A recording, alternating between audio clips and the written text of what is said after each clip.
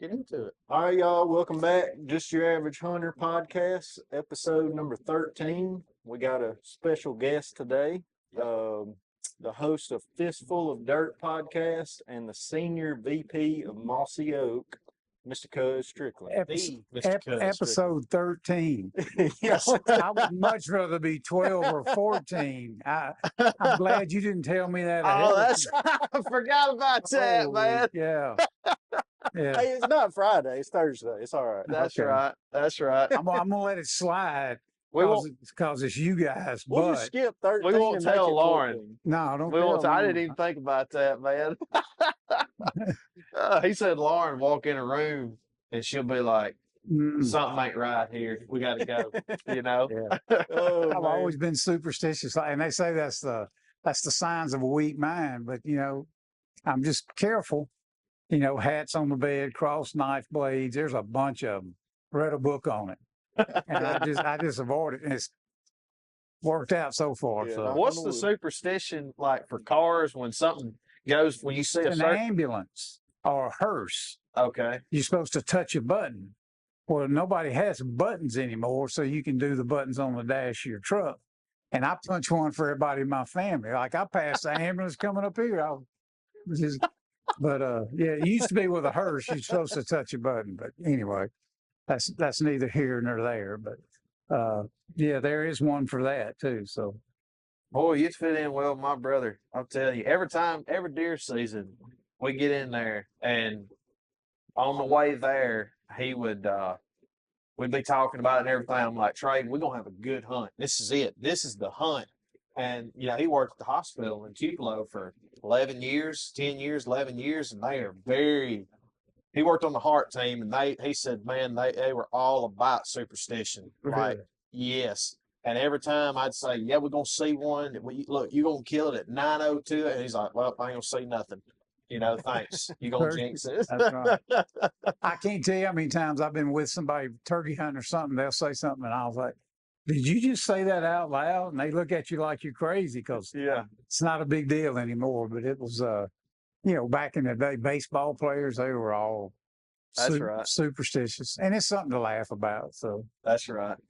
but That's I will right. turn around and go back if a black cat runs in front of me and I got no other options. I'm back. I'm out. I'm U-turning, getting out of there. That's how serious I am about it. Yeah. Yes, sir. Yes, sir. Now there's some stuff you can do if there's a bunch of traffic behind you. You can pick your feet up and coast on across where it crossed. You can turn your hat around if you got a hat on. But my go-to is to put an X on the windshield. And I guarantee you, if you walk out there to my truck right now, open the door and look up, there's an X on the windshield. So I'm just telling you where I'm. Sounds like we need to hunt with him more. So that's our problem. We're Hey, he went with me one time, killed a deer. I did. There you go. I did. Almost killed a 2.5-year-old too. Yeah. Nice rack. Nice rack. But Yeah, hey, you got to watch Trent if you're going to take him with you. You got to keep an eye on him. Yeah, I learned that.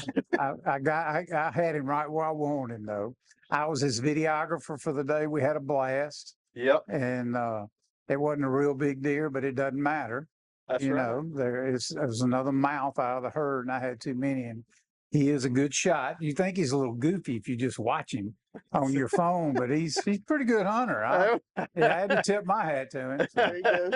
There we go. There we go. The last thing I said, look, I'm too old to be tracking, and it's real thick. Well, that deer, boom, pop, Yeah. I don't like to drag, track, nothing. I just, shoot them where it hurts and go drive that buggy up to them. And I introduced him to old man hunting that day. that's Yeah. the way. You're Shooting, familiar with that. shooting Yeah. house, electric buggy. It wasn't. We didn't put a lot of effort. There was a lot of effort went into that spot, but the hunt was just a gentleman's hunt, and there's nothing wrong with that. It's like the old saying, you kill them in the off season. You do all the work, and then That's when right. it comes time to hunt, you take it Exactly. easy and just get in the shoot house. And You dang right. Don't do I too ain't much never heard walking. that.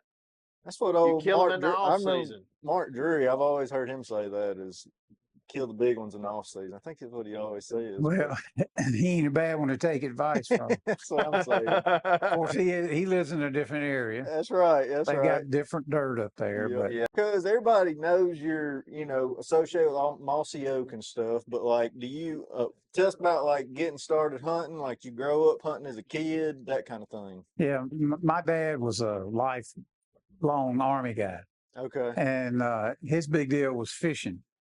And my some of my fondest memories of him sitting in the living room floor with newspaper spread out, and he'd have them old Mitchell 300s bail flip. When you reel them, they go oggity, oggity, oggity. Yeah. He would take them apart and grease them and clean them and put them back together. He could do it blindfolded, but that was his thing, fishing. And I tell people to this day, he was the best fisherman I've ever known that never owned a boat. Of course, where we were down in Natchez, we'd go across the bridge every day, go down the levee, and you could fish those. We call them the bar pits. The proper term is borrow pits. When the Corps of Engineers built the levee system, they were digging on the riverside for the dirt. Oh yeah. Giant pits over there. And when the river would flood, get back out, you could go over and you could walk them. And that's where I grew up fishing in the bar pits. And, everything was, a black or a white H&H or a MEPS. And I probably shouldn't say this. We'd go down there when the brim were spawning with a cane pole and a treble hook. And you'd run them off the bed, but you could easily, if you stood there long enough, they'd come back. He was a fisherman. He wasn't a catch and release type fisherman. We ate him. Yeah. And he wasn't a big hunter at all. Once a year, I can remember when I was little, we'd go out to the Homestead National Forest, which is technically the Sandy Creek Wildlife Management Area now. And he would hunt maybe one day a year, but my older brother got into it a little bit. So I knew immediately that's what I was going to do. My brother kind of kept fishing and I kept hunting. I was just hooked. And that's the only place I had some guy comment on something I did, podcast or something about it. Oh, you just get to hunt the best places and blah, blah. And I was like, till I was 27 years old, that's the only place I ever hunted. The Homestead National Forest. So when you start talking about public land, everybody kind of wears that like a badge. Now, it don't mean nothing to me because that's what I grew up doing. Uh-huh. And maybe it wasn't as crowded. It's pretty crowded down there, but it's like, as long as I could get out in those woods and I knew them well, that's what I did, and then I killed that big deer in 1981. With a lever action 30-30 with open sights. And how far was he? Huh? With the open sights, how far away was he? It was about 35 yards. And anyway, I was working in a sporting goods store at the time, Rex Sporting Goods. And of course, now remember this is 1981. Mm-hmm. They ain't a bunch of 200-inch deer. I didn't know that's what it was going to score, but they ain't a bunch of them hitting the ground back then. No such thing as a food plot or a trail camera or any of that. So anyway, I shot the deer and they ended up putting a picture of it somewhere. I wasn't even in the picture. It was like in the news. And people were coming in that store. Did you see that picture of that big deer? Yeah. Well, he killed it at night. Yeah. He was poaching on my grandpa's place, and I was thinking, and I'd say, yeah, that guy's a thug, man. Good gracious. I heard so much, and this is in 1981. And it's like, man, people are getting too wrapped up in those antlers. Uh-huh. And I never claimed it was anything but a fluke because it was. It was a fluke. Matter of fact, 10 minutes before that deer came by, you couldn't shoot does back then. And this doe came by. And once it got all the way around me and I was craning my neck, I saw little spikes about that long and I couldn't get a shot. And I was so mad at myself. I was that close to just getting down. Uh-huh. Because I could have, that's what I wanted was a deer. Right. But I sat it out and then Big Boy came along. But I learned so much being in a sporting goods store back then, hearing people talk. I was like, I ain't never going to get caught up in that. And the whole time leading down the road to Mossy Oak, getting ahead of myself. But I was like, the whole time we were doing hunting the country, We never scored a deer on that show in 20 years, or however long the run was, because I know the guy working down at the gravel yard or the lady checking the groceries, whatever, they ain't gonna never see a 180-inch deer.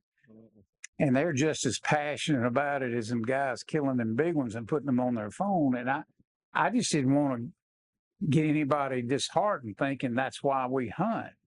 Because to this day, you know, he hunted with me. That's not why I hunt. Right. Now, it's okay to dream about that. Oh yeah. And it's like last year, I took all the trail cameras off, took them out, because my grandsons were like, well, what's coming out in so-and-so field? What's coming out? I said, I don't know. Go in there and see if you see any buck sign, a scrape or a rub or something, because it was getting to where unless the camera went off, nobody wanted to go. And That's right. That depresses me a little bit, to be honest with you. Yeah. I'm not fighting technology. I love technology. I use it all the time. But deep down, I want them to maybe learn and be as excited about it as I was when I was a kid. Yeah. That's what I was talking to Trent about last podcast. That I was like, I thought about not putting my cameras out because I feel like I almost get like a desensitization of how big the buck is because I sit there and see him on the camera all the time. What did you just say? Desensitization. I tried. That's a word. That's well, I we can tried. make it one. Yeah. You know, I tried, but yeah, I mean, I feel like this buck right here last year, I watched him all summer and it was awesome killing him. But at the same time, I feel like, what would I have felt like if that deer would have walked out and I'd never seen him before? Well, it's a fine line because putting the cameras out and checking and I don't use cell cameras. I just kind of drew the line there, but I got some of the old SD card cameras and that's fun. And the grandkids will do that with me. So it's kind of a double-edged sword, but I don't want to ever lose my enthusiasm thinking, oh, I'm not going to go sit in that ladder stand. I don't have any pictures. I'd rather go, man, he's got to come down through that funnel at some point, and just sit there and daydream. But again, I'm old. That's just an old man's view from 30,000 feet looking down. But at some point, you got to decide when enough is enough on the technology stuff. Do you think somebody like me will ever get to that level? Now, what I'm talking about, Mr. Cuz, is I run cell cams, but I love it. Yeah. And I love to kill. And so you should be able to do that. Well, I mean, I've sat there and thought about it before myself, and just honest, like if I knew that there was, I was gonna go sit 4 or 5 days a week and not kill anything ever, and I was just gonna sit out in the woods, I don't know if I'd go hunting.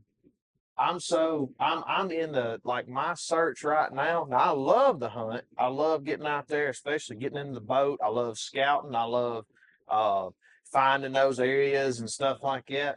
But man, that's what I'm looking for right there. I get it. I keep telling him, I think once I get a few on the wall or behind me, maybe one of these days I'll mature a little bit. And hey, I get it. You should have the right to do that. Again, it goes to me. My story's a little different because I killed a giant deer in 1981. I saw the negative side of that. I heard it, and is that your first book? No, that wasn't your first book. No, 1981. How old were you today? Now, how old were you in 1981? 20. Listen to this. I was 27 years old. It was a 27-point buck. It was 27 minutes after 9, and it was November the 27th. So your favorite number is 27. There you go. Hold on. Can you say that one more time? It was November the 27th, 27 minutes after 9. It was a 27-point buck. I was 27 years old that day. You asked me why I'm superstitious. You should have bought a lottery ticket or something. Gone across the state line somewhere. They didn't have the lottery. 27 degrees. Night. Huh? 27 degrees was low that night. I don't remember, but it probably was. Yeah. I just saw all the negative stuff, and I didn't like where that was going. And that's just me. That's the good thing about having a conversation. That's the difference in somebody, to me, that's got common sense, we can talk about something and not get enraged. Right. And here's the difference in somebody who's woke. Excuse me. No. If they don't No. like, if I don't like guns, if I'm a bow hunter, I don't like guns. I don't go buy one. Yeah. If they don't like guns, they got to be outlawed. And if you got one, you need to be in jail. That's right. You need to be able to have the conversation. I ain't got a thing against sail cams or trail cams or nothing. I just Yeah. wanted them grandsons to know what a buck rub looks like and what a let's go look. Right. And that's just being selfish on my part. Will I put them back out this year? I don't know. I might. But if I do, I ain't going to tell them what's coming out wherever. Yeah. See, I don't have an issue with going and sitting someplace because at my age, I know I may not have that many left. I don't have a problem sitting in a ladder 20 feet up in there with my bow hanging right there for 3 hours, listening. I'm fine with that. Yeah. I done killed some big deer. I done killed 4 or 5 elk. I've kind of been there and done that. It's that time now. Toxie says all the time, you can be the richest guy in the world and own 10 million acres. The most valuable thing you got is your time. You got to be careful how you spend it. Now that's powerful. Yeah, that's an old guy thing, but it's like I don't have a problem with going and sitting, in a good place. It's got some sign on it and all that, but that ain't the world we live in. And hey, I get it. Yeah. And that's a lost art, though, is just like woodsmanship. Yeah. But everybody, all of us like us, we just put out cameras. Most young folks are like, let me just put this camera out and see if they come. If they don't show up, then they ain't there. But really, they probably are. They just walking behind the camera. Yeah. Well, it's just like you saying you don't, you may put the cameras out this year, you may not. I think I'm going to be that way with my little boy and kids. When they start hunting, not with the cameras, but with putting a pretty heavy emphasis, if it's still around, then public land, because it's got a different challenge to it. You got that one factor in there that the pressure. It's got a lot more pressure in certain areas, and it's just, you can plan and plan and plan. Like, we're going to get to the gate at this time. We're going to go in here and go in there. And then you pull up to the gate and there's 12 trucks there.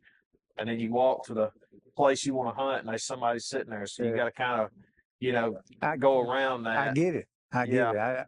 You don't want your 5, 6, 7, 8 hole, or you don't want the first deer you kill to be that. And No. And that's all personal choice. That's why. It's like Ted Nugent said, they ain't doing that in France. We have the right to do that here, and that's awesome. I don't care how anybody hunts. Yeah. If they want to use a crossbow or a claymore mine or a rock, if you got a license and you're going by the rules, then we're on the same team. It's just I have personal preferences. That's right. Well, it's a little bit in all of us, a little bit of pride. Yeah. We've got our certain. It's like, man, I killed that thing. Didn't have no, didn't have I killed that with a recurve. You still using that Matthews compound? What's wrong with you? Be a real man. Yeah, I hear that kind of stuff from time to time, and I had a guy send me a long email. I knew he was old because it came in the form of an email. It wasn't, just trashing me on my phone. And he had heard me say something about public land on the podcast, and I kind of blew right by it, saying, "Well, that ain't no big deal."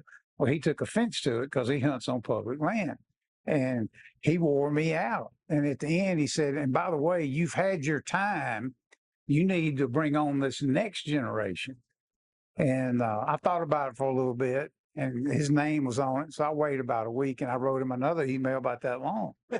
Told him how I grew up, the only place I ever hunted in the national forest. And I said, as far as the next generation, I named off, Dave Owens and Catman and all them, Trent Ellis. I said, those guys have all been on my podcast. Nobody promotes the young next generation harder than I do. Boom, hit the send button, didn't hear from him about a week. Man, he's like, dude, I had no idea. I was having a bad day. Here's my cell phone. Call me. And I did. Now he calls me like twice a week. We're like best friends. But he's like, he just got fired up. You Yeah. never know what somebody's story is Mhm. until Yeah. you get to know them a little bit. Yeah. You know, and it's like, hey, I believe everybody should hunt how they want, where they want, when they want. It just go by the rules. Because if you're buying a license and doing all that, you're putting money into the pool, conservation and all that. And I certainly ain't gonna fall on my sword over a trail camera. I choose not to use cell cameras Right. because I can see if you read in Pope and Young, just go to the Pope and Young Club. If you ain't a member, you should join it anyway. And look at their definition of fair chase and read it. And if you go by that, to me, that's kind of how we need to do things. And they talk about electronics. They don't necessarily talk about trail cameras, but you know, something that ranges your yardage and all that kind of stuff. It's like, yeah, I'd rather not do that.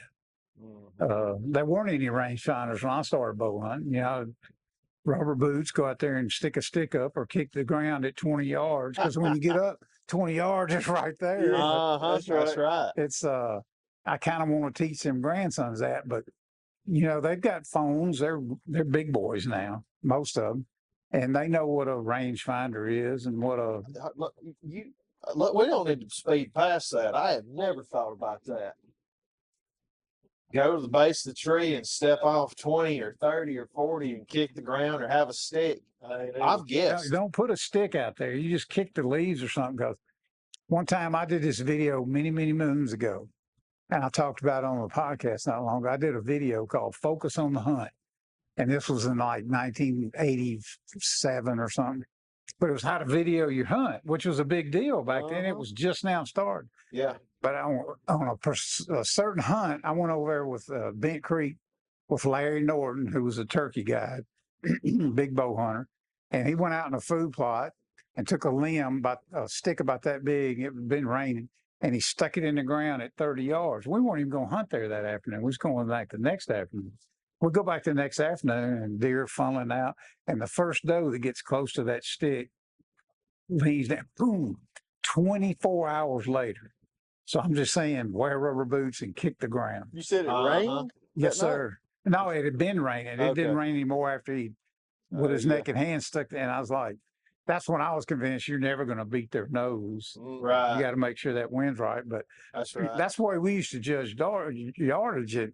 Is where I'd go out there and I'd get the base of the tree. I'd walk out 20 yards and just scrape the leaves back, something I could see. Right. And once you get that 20 yards, you know, then you can go and when I used to shoot 3Ds all the time. You couldn't have any of that stuff. And I would do it in 10-yard increments. Right. Because I knew exactly how far 10 yards was. And I'd pick that out. And all right, now what's 10 yards from that? Right. And I could get pretty close, but people don't do that anymore. And they don't have to. And I'm not stuck in the past, but it's like I got Onyx all over my phone. I still carry a compass. Yeah. Like me and Bubba were out in Nebraska on a big public chunk. Man, I had that compass in my left-hand side and that turkey vest just in case, you know. That's smart. Yeah, I mean, it's just, there's nothing wrong with learning some of the old ways. You don't necessarily have to do that, but just because they're old ways don't always mean they're wrong. Yeah. That's right. You know, as far as I'm concerned. So, well, can we backtrack just a second? And as far as season goes, because deer season's coming up. yeah. But I got to tell you something. I don't know if you've seen it or not, but I officially became a real turkey hunter. All right. Do you know what I'm talking about? You talking about the turkey flying? Yeah. Yeah. Yeah. Well, and I could have popped him right off that limb. And here's how dumb I am. When that turkey is right there, I mean, we got within 20 steps of him. We thought he was, you know, they're on the literal side of a mountain. And we got right where we were supposed to be. We're thinking he's right there. And he fires off. There was a hen right there, right alongside that trail, walking up the side of that mountain. She was right there, and he gobbled, and he was there, 20 foot up the tree. So right before he flies down, we sit there and wait on him, and I call to him and wait. and those darn hens come up. Now we got our backs turned to them. When they fly down, they come within probably from here to miles from us, and they kind of start to put off up the hill. And when he gets ready to fly down, he pops. I mean, he pops strut right there on the front of that tree. And I thought, boy, I'd kill you right now.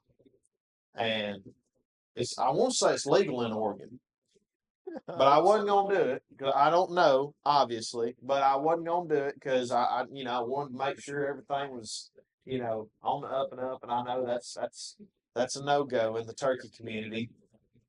But what I didn't know is that when you shoot them flying, that's almost a bigger no go. Yeah. And I found that out. Yeah. And I missed. I figured you would. That's it. When I saw the I video, pulled it up on my phone and I was showing it to Lauren, and boom, and she looked at me. She said, "I don't believe I'd have done that." And I said, "I don't believe that."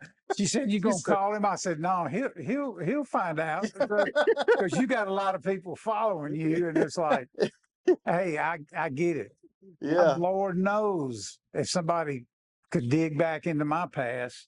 I mean, not only Yeah. would I not be at Moss Elk, I might be in jail. But you get over them things, and that's why that's all about pressure and getting excited and all that kind of stuff. And I get it. That's why I didn't send you a text. I said he'll probably hear about that from them old timers because the turkey content. It's like Will Primo said, turkey hunting's a cult. yes, Everybody knows everybody. yep, And if you don't believe that, put something up there about a TSS load or something like that. I even get, bombarded with that kind of stuff. But it's like you do the least little thing. But anytime somebody, like in your deal, it was like you could tell you were just excited. So I gave you a pass on it. You done traveled a long way. And I was close to being like, wow, and you got to stop and think, well, they shoot pheasants and ducks and everything else in the air, but turkey hunting, way different. Well, say with me, turkey hunting, like Caleb and I, we grew up deer hunting. Yeah. We were taught how to deer hunt. Keep on going.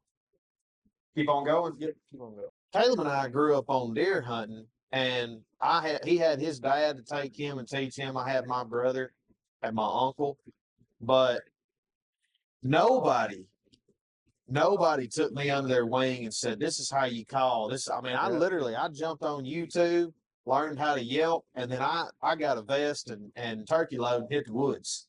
And so I've pretty much like learned everything myself. Yeah. And a lot of these things, like it's not good or sporty like to shoot them out of the air. That's the kind of stuff you don't find out in my situation until you're like, man, I missed, and that sucks.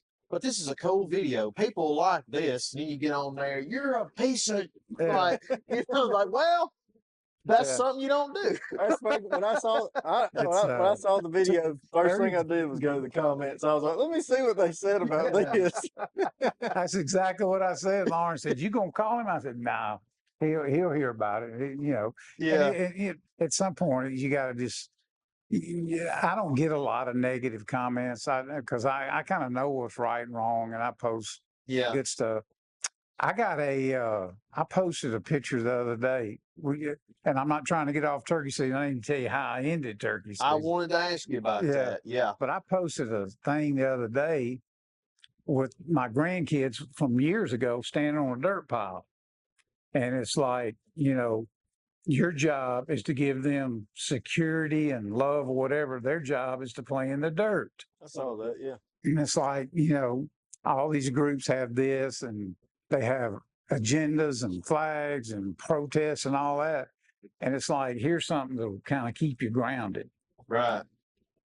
I got a comment from a guy who was offended because I had used the word flag, and this was that month. And he lit me up for about 5 pages. And I was like, that's the last thing I had on my mind, is that would be offensive to anybody. So don't take them bad comments to heart. Because they're going to come at you, because I told you, the better you get, a lot of it's, envy or Yeah. They don't take the time or do the work to get well known, but Yeah. I wouldn't worry about it a lot. So Yeah. Well, it was definitely that was a fun trip, and that ended a good season for me. Tell us tell us about yeah, yours. my season was fabulous. It always starts in Florida with the wounded vets. We've been doing that for 15 years. And boy, you think God ain't got his hand over that thing. Most of those guys are in wheelchairs, and it's not an outfitter. It's hosted kind of by the Florida Cattlemen's, who gives us the ranches, and we still have to find it, build like we had, I think it was eight or 10. I think it was 8 guys this year, 4 on the first hunt, 4 on the second. Everybody got a turkey but one, and he missed twice. If my turkey season ends right there, I'm fine. Then I took the grandsons to Florida, and the only one, Walker, he's the oldest grandson. He didn't have a Florida turkey. He got one. Matt got, I mean, it was just one cool thing after another. It was just the best season ever. I had 2 or 3 people, and I don't know how many of the soldiers, the veterans, that was their first turkey or first hunt, but I had 3 first-time turkey hunters again this year that had never been turkey hunting. Might have been turkey, never killed a turkey, and those were always very special. Uh-huh. Took a guy that Yeah. when you take somebody that's not real mobile, I had a couple of those things. That's when that electric buggy comes in handy. But then I took the guy who he bought a hunt with me at the NWTF convention year before last at the Roost, and it was just a hunt with me. He ended up bringing his oldest son and his buddy.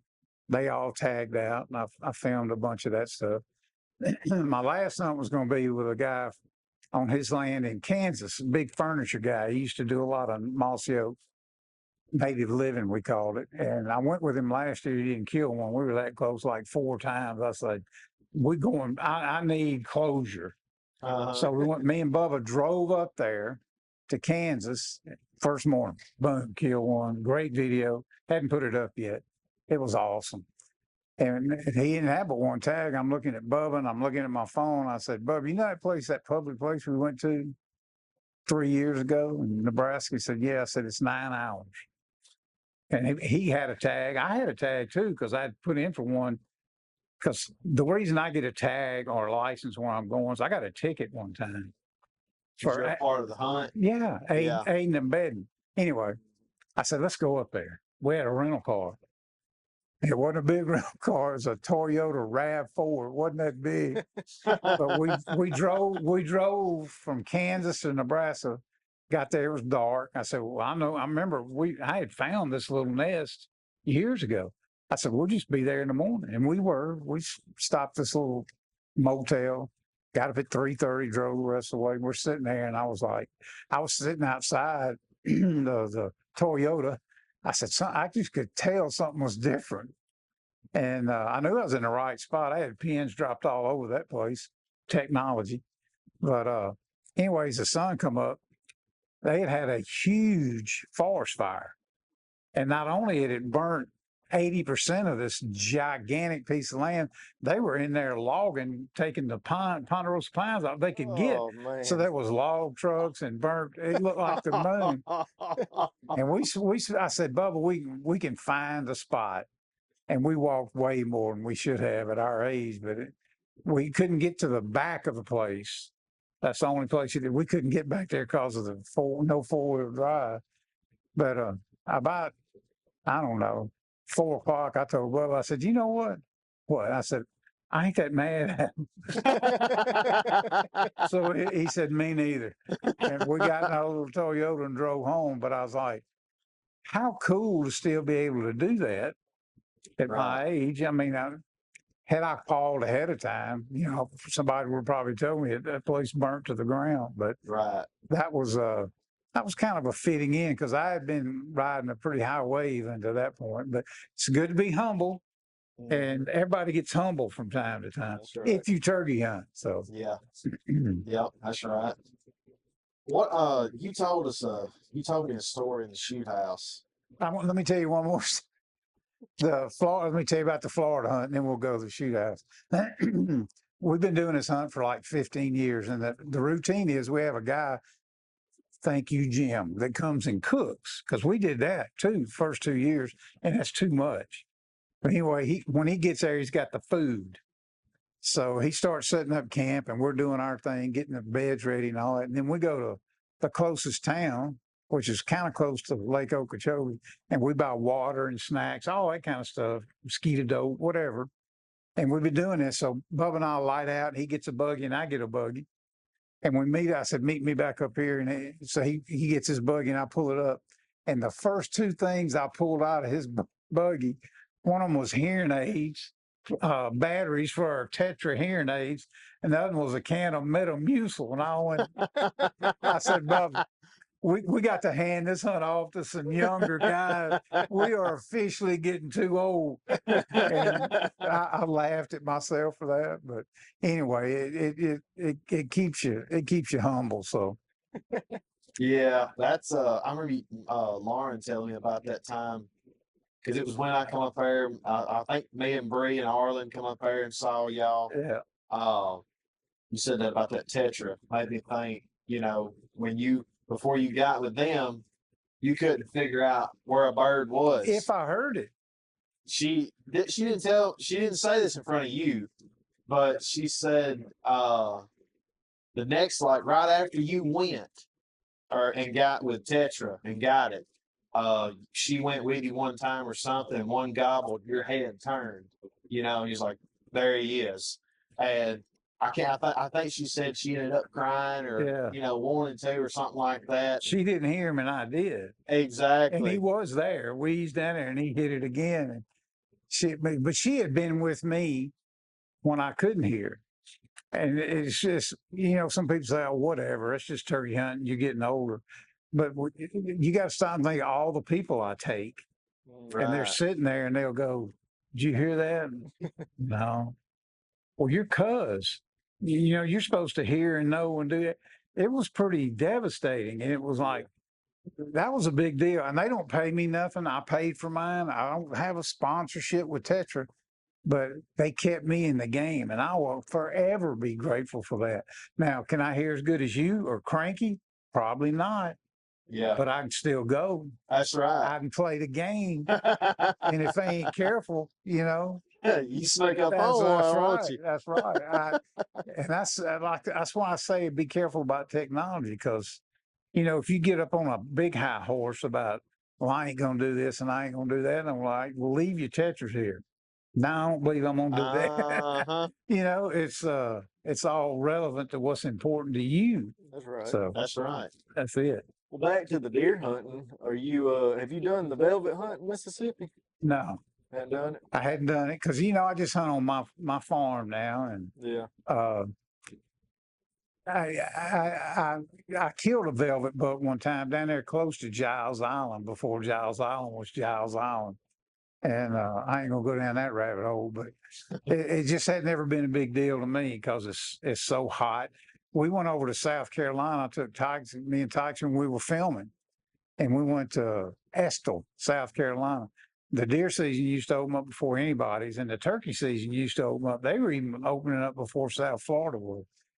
And we stayed over there for 3 days, and it was 100 degrees, and the mosquitoes were so bad. I was literally wearing a PVC rain suit.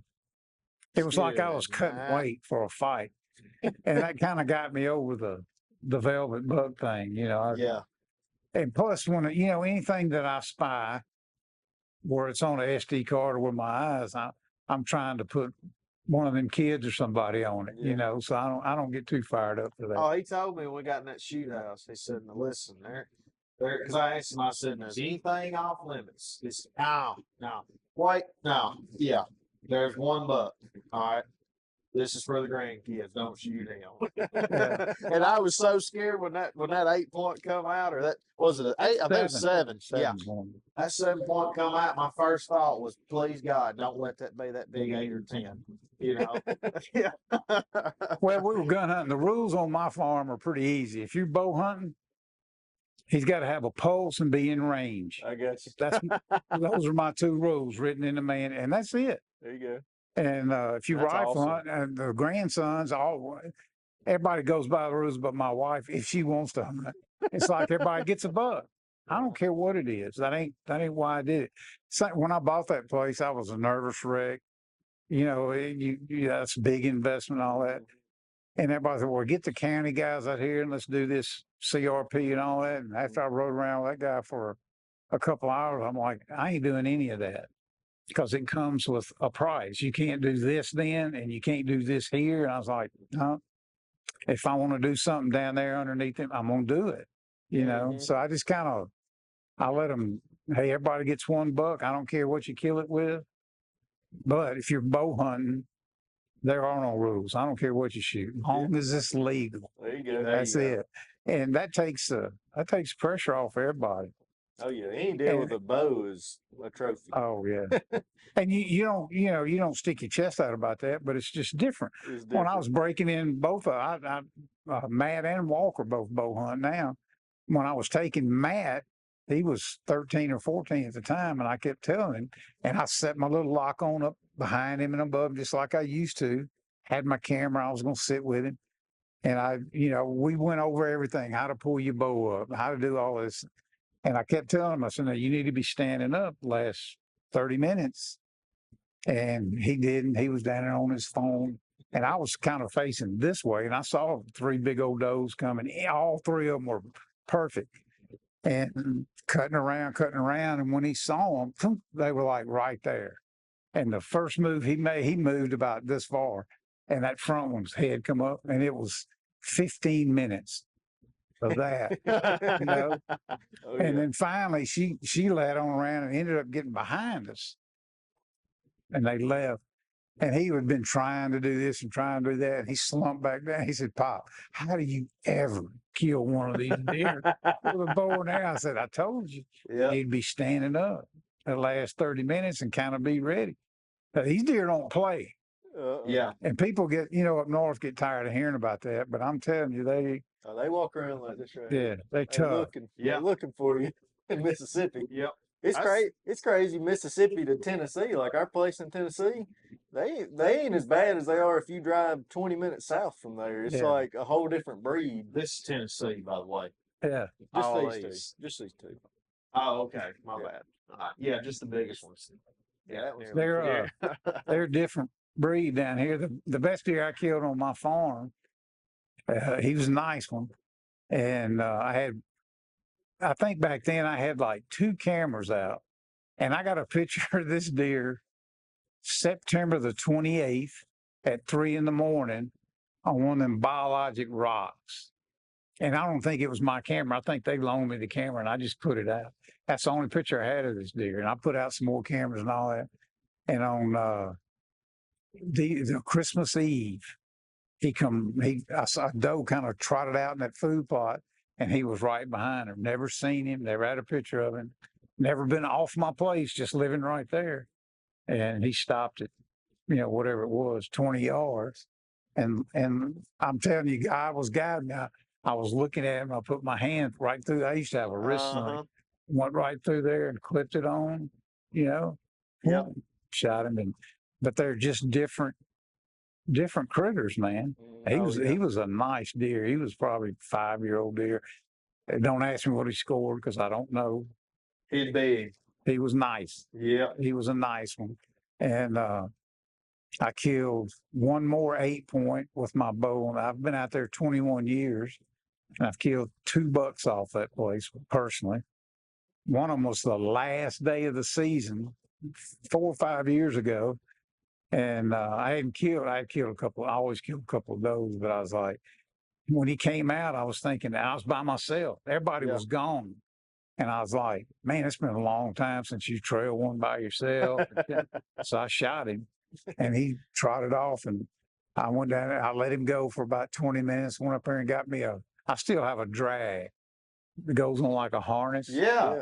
And I went and got my drag and my light, went there and drug him up, and got him. And I was like, sometimes you just need to know you can still do that, And when I shot him, he wasn't nothing to brag about. But the fact that I was able to do that on the last day of the season, we've been chasing him all year. I was like, I'm going to run an air through him.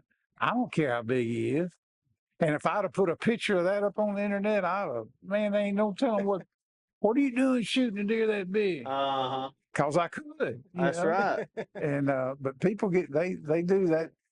Deer hunting has just gotten so wrapped up into that. And I don't have any problem with the scoring thing because it's good for personally if like in a conversation. Well, how big was he? Yeah. Man, he's 140, really. But if that's all wanting to hang your hat on, I kind of feel bad for you. But I get it. That's the power of this thing. So. Well, like what we used to go off of, and I wonder if this was ever a thing back in the day. But I remember as a kid when somebody killed a buck, you never asked what did he score. You asked how wide he was. How wide was he? Oh, he's 15 and a half inches. He's 19 inches wide. Like that was what, as kids, that's what we judged like a big deer. Like, or like if you want to go kill one, say you had killed a basket and it was 13 and a quarter, you're like, man, Lord, please let one walk out about 14 and a half inches wide. That's, as a kid, I remember that's what we used to measure off of is the width. Was that ever a thing back? I went through that stage, but before that, it was like, hey, John got his deer. Cuz got his deer. Nobody asked. They didn't. Yeah. They just, he get him a deer. Yeah, he got him a deer. And it was a big deal. I wrote a column. My dad used to have a hunting and fishing column in the Natchez Democrat, which I eventually took over. And I wrote a column one time about, don't go in the liquor store with your orange vest on and don't put your deer on the hood and ease down Main Street. Just, and some guy cut that column out and took a purple crayon, I'll never forget this, and wrote the most nasty thing you ever seen, and he stuffed it in my mailbox. And but it's like it never was about how big was the deer. All that kind of came of age as the sporting goods industry came of age because all them products popped up at once. This kind of clover and that kind of bow and all that stuff was kind of growing at the same time. And all of a sudden you're seeing bigger deer. They were killing big deer up in the Midwest way back. That's why you see this one's from 1963 and male so-and-so. And it's like, they've always been around and you used to dream about them. But now it's like it's a requirement or something. You see it constantly now. Back all then, the you time, didn't see it. all the time. Unless you got a magazine probably or something or saw it in the newspaper. You probably didn't, you didn't realize they were that big probably. Well, it's instantaneous now. Yeah, it's just constant. And that's why I don't do a lot of product stuff and all that. I don't want people to think, because I grew up, I ain't going to say poor, but I mean, I grew up average at best. You didn't have a silver spoon? No, I didn't have a silver anything. And I don't want people to think that you got to have thousands of dollars worth of gear to go do this, because you don't. And that's why I was telling you about the Matthews bow I bought on Facebook for $190, the old solo cam, first one they came out with. And I brought it home and it had the wrong pattern, so I kind of hand did a moss everything on it and killed a deer with it the next day. Doe, a good one though, 128 pounds. And it's like, and I didn't do that to show everybody I'm the best bow hunter ever. It's like, dude, I spent maybe $220 when I was done, and I killed a deer with it. Now, it wasn't a giant buck or anything, but it's if you're a giant or a little one in the heart, they both gonna die. They're both gonna die. That's right. And I can remember. I probably shouldn't even tell the story, but I'm so old. Back in the day in Mississippi, a nectine was a big deal. They had poison pods. I mean, oh yeah, I sold hundreds of those things, if not thousands, in the sporting goods store. Yep. Back then, it was just like putting a scope on your gun. It wasn't a big deal. And but you could buy the pod, which you put it on your hair and then screw the broadhead on. It had a rubber band balloon. You put the nectine in there, which is the same drug they used to put people to sleep. Anyway, it was just what you did. It's what I did. Everybody did it back then.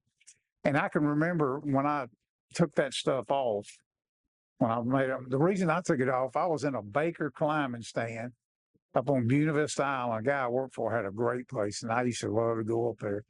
And anyway, I saw some deer coming, and I shifted a little bit, and that stand, it just lost its grip. It fell about 2 or 3 inches. Uh-huh. But I had the sensation I was falling, so I'm just getting rid of everything because there wasn't no such thing as a harness. And when I threw that bow out, I raked my hand. You could see the scar forever like that, and I was like, and now there's blood pouring out. And I'm thinking, did I get that? Did I roll that pod back? Well, I came down and found it. I didn't, but at that spot, I dug a bunch of. I took all them pods off and buried them. I'm done. And I can remember sitting there with a naked broadhead thinking, there's no way. There's no way I can kill a deer with that. And it was the biggest obstacle for me to overcome. Yeah. And, the next one I shot, it didn't go 50 yards. And I was like, wow. You don't need it because we didn't have good equipment back then anyway. It was terrible. Lord, if you held a 60-pound bow, you holding the whole time, ain't you? Yeah, absolutely. I was just going to ask, did you have a timer? You just said something that you didn't grow up with a, silver nothing. And I know there's a lot of folks that, look at guys on TV, especially even in the hunting industry and says, you say you got land and you call it a farm. A lot of times people think, oh, this is Mr.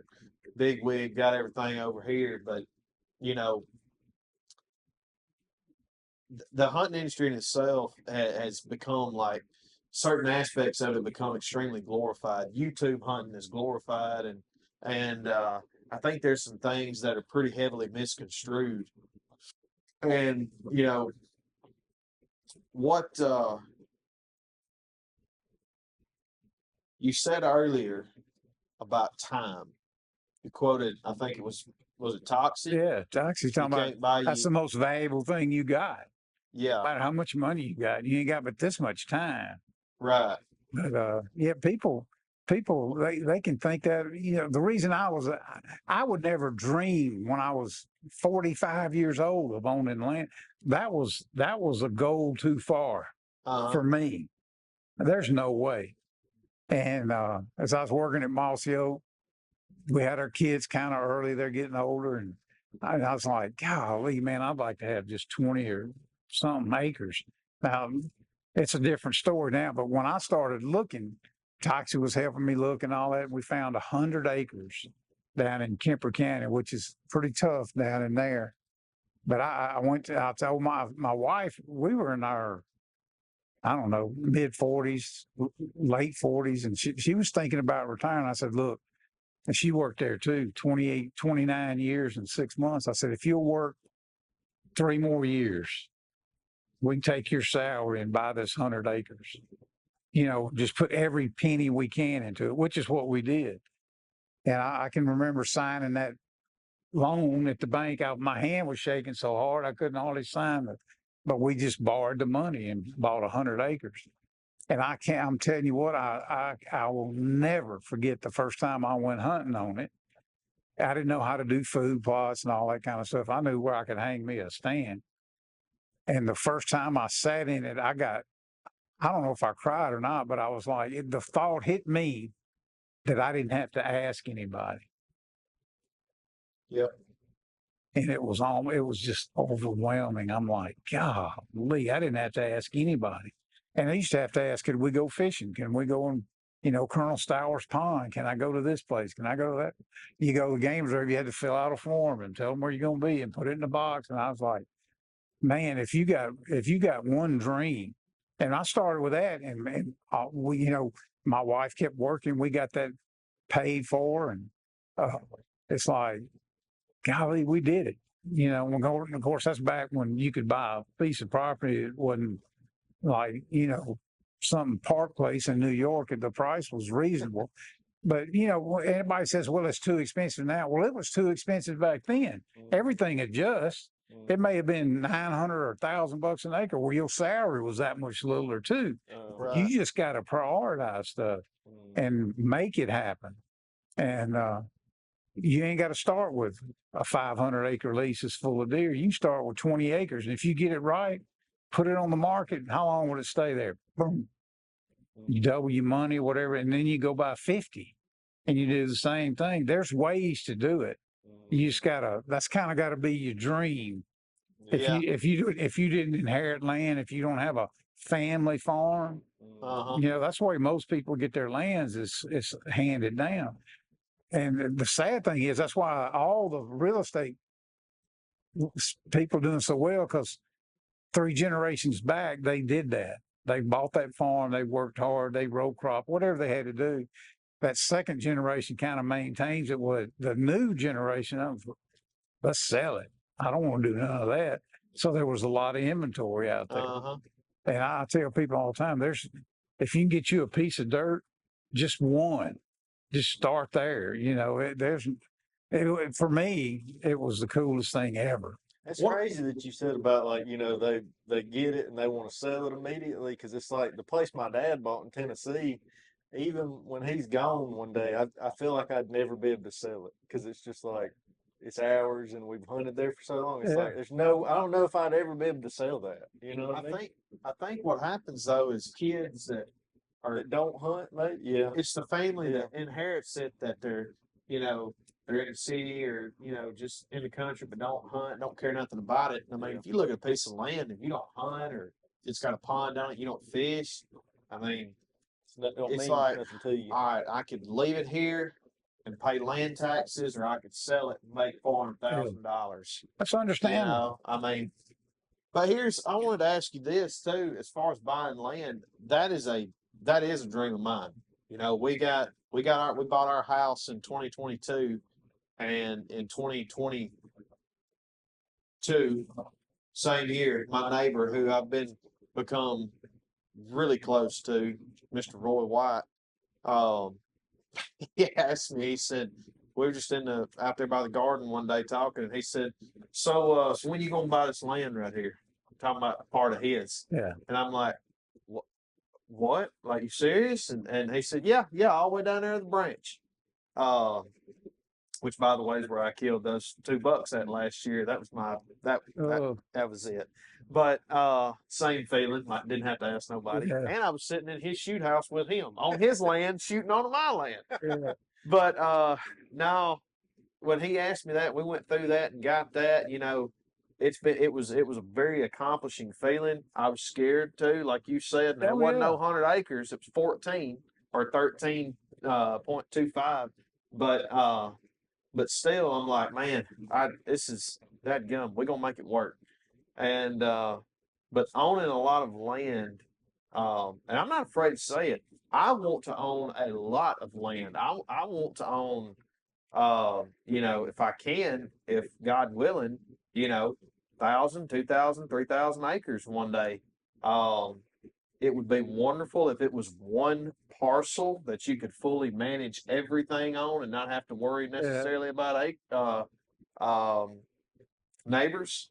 But I'm getting to my question, I promise. My question is long-winded sometimes. Very long-winded.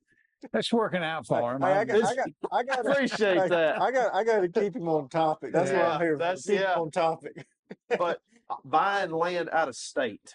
Yeah. What is your opinion if you're like a guy like us or me that, you're probably not going to go there, but 5 times a year, what would be your... It's not an option for me because, I'm like you. I want to add to my place as I can. Right. And I don't really care about, would I like to have a couple 100 acres in Kansas? Probably. Yeah. Am I going to go through what all it takes at the prices are now? No, I'd rather make my place like Kansas and just keep adding Toxi's told me a couple of things. First thing he told me when I was scared to death to sign the money to buy that land, he said, "Cuz it ain't a boat. It's going to appreciate." That's right. And that calmed me down a whole lot. It's like, you're right, because you buy a boat, you get down the street, it's worth 40% less than it was when you hooked your trailer to it. Yep. That kind of stuff. That's right. But it's like, you don't want all the land, you just want what's next to you. So I'm always watching to see if something that's next to me is going to come up for sale. So, if my dream was just big bucks, I'd probably sell everything at my age and move. But I'd rather be close to my grandkids and let them go out there and run crazy and hunt and all that. But I don't have an issue. I can tell you this: if I had enough money where it didn't matter, I'd buy some land.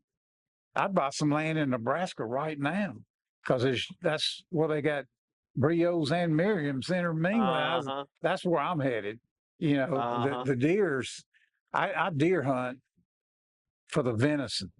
Do I love the thrill? I hope I see a big one. Yeah. Turkey, different deal. That's right. It's a different deal. I'd love to have some land in Nebraska, because it's almost still affordable out there. And they got two different kinds of turkeys. And it's always fun to get away from these evil, big-eyed, bug-eating, starry turkeys we have to hunt. And go out there with one, I actually respond every once in a while. So, yeah, that would be a dream. But I don't have any issue. I heard a podcast the other day.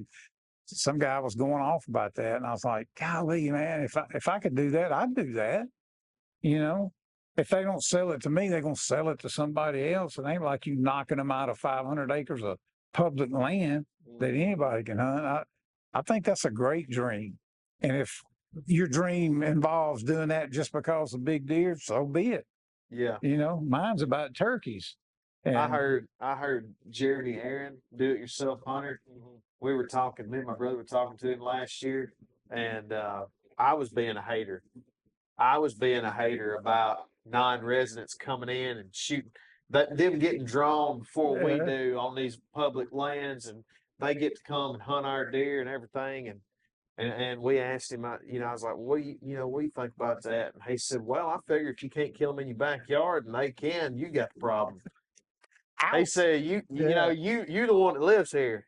And I was like, oh man, that's true. That's how that makes me feel even worse. Like it's like you got somebody driving hundreds of miles that don't know this land like you do. You live on it, and you ought to be able to kill it. Yeah, I get it.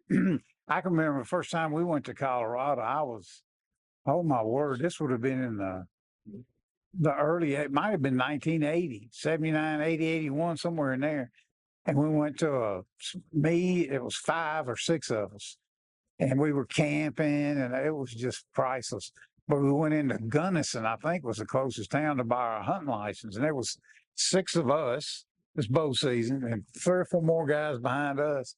And there was some guy over there, and, decked out in his fly fishing suit or whatever, and his North Face. And he looked over and he said, man, I wish y'all would pick on some other state. And this was in like 1980. So, people are just naturally territorial anyway. But, again, it goes back to me. If you buy a license and you're not cheating, if you're playing by the rules, so be it. If you pull up to your spot and somebody's there, move on. It ain't rocket science. Yeah. The odds of him killing what you were going after ain't that good. Now, would I want Dave Owens coming to my, hunting? Not probably not. I love following him. He's been on my podcast 3 times, and I kind of live through him and these younger people now. But it's like, that's quite the adventure. And it's like he said on one of his last videos: if you got the days and you got a license, burn them. That's what me and Bubba did. We went to Nebraska, and we burned our last couple of days out there. Didn't kill anything, but had an adventure. Better staying at the house. That's and right. Complaining about not killing them. Season been closed here for weeks, so we just went somewhere else. But I get it. Everybody has an opinion, and the bad thing about social media, they can make a comment and not have to look you in the eye. Keyboard warriors. It's like Mike Tyson said, people would talk different if you could hit them in the mouth, but you can't. Yeah. So everybody's got an opinion, and they're all different, and so be it.